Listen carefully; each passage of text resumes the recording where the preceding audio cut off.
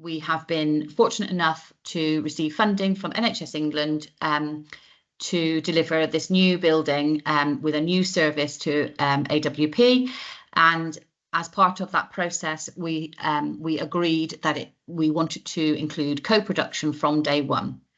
This has been a principle of our design to ensure that we achieve the enhanced environment that is going to support patients.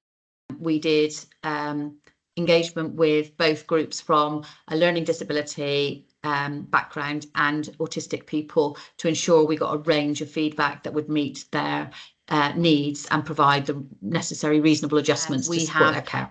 Ben with us to discuss the co-production process that we have used and to talk about how we've made some reasonable adjustments within that process. And part of my role was to help facilitate the feedback group that was a part of the Bristol Autism Service.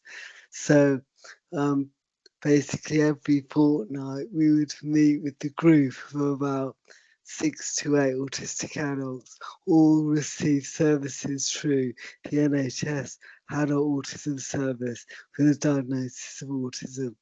And we would meet every other week with the architects who would come down from London to meet with us and go over the designs on where they were at in terms of design so that we could directly feed back into the project work. And as part of that, it's really important that it was adapted as much as possible to the needs of the group. And some people had less needs, some people had quite a lot of need for the group to be adapted to autism. So part of that adaptation would be like making sure that all the dates for every meeting were in the diary and that they were spread out over a similar period of time to make them predictable and easy for people to remember. And also that they were at the same time of the same day.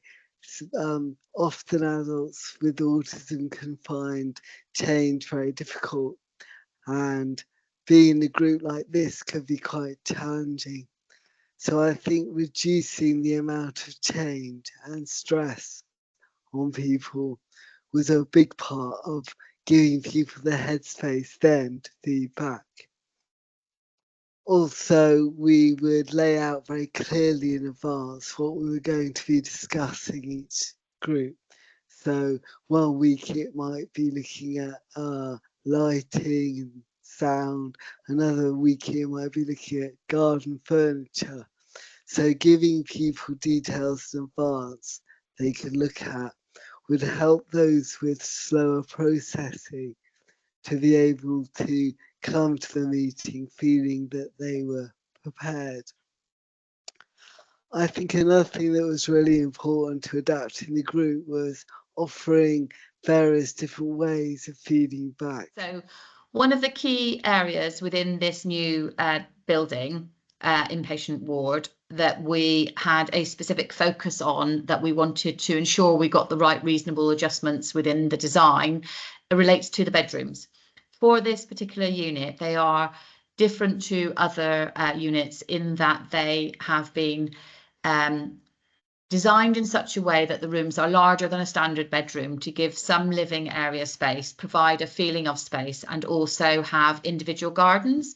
These are a change away from the standard acute inpatient ward environments, and these changes are intended to support people with learning disabilities and autism, and we had quite long discussions around what this should look like, and Ben will provide us with some of the feedback from his meetings around what were the important elements that they were considered.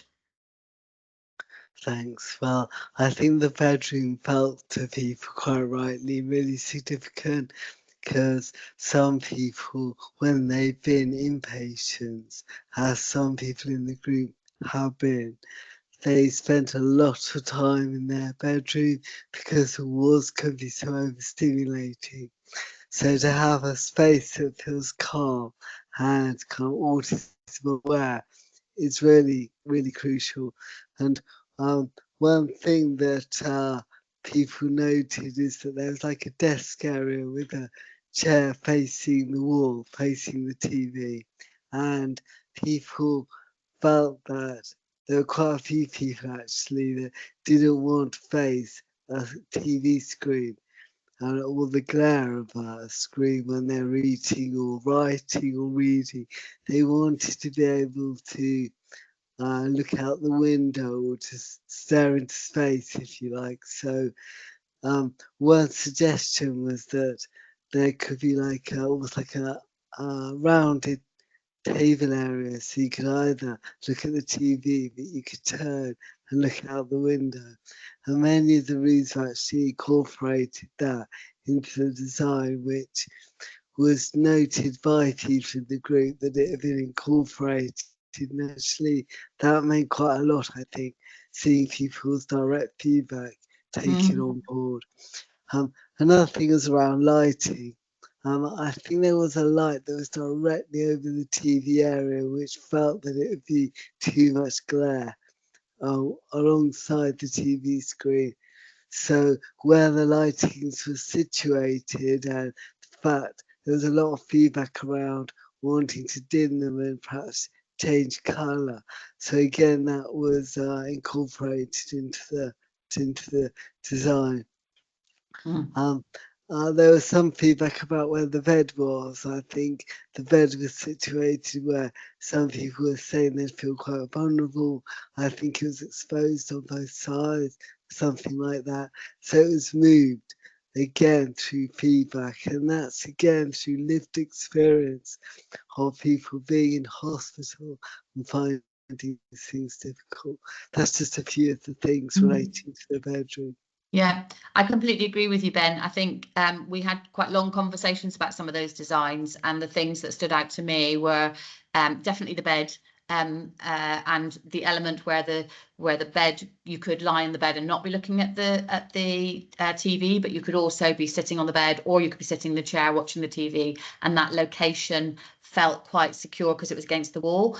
I think the inclusion of a window seat was also really well received. So it allowed people to feel cocooned within a space, but also brought a lot of natural light, which was one of our fundamental principles that we wanted to incorporate into the rooms. So I think that's really good. We've still got a bit of work to do around what that seating looks like and what the padding will be like, but that's our next stage. So I think we've still got that to do. The lighting was a really interesting one because we moved from just having a standard lighting to having lighting that can be controlled by the patients within the room and change the colours and change the dimness, so that it actually provided a whole range of mood lighting. This is a really simple and easy adjustment that can be made, that actually the feedback is that it would have a massive impact. We also had an option to do the same thing in the bedroom, in the bathrooms, but unfortunately we didn't have enough money to be able to do it in both areas. So we went for which one did we feel would have the most impact, and the most impact was in the bedroom. So that's the one we went for. So I think that was a good example of where you have to choose a reasonable adjustment that's going to have an impact and look at the cost implications of what you're choosing to do.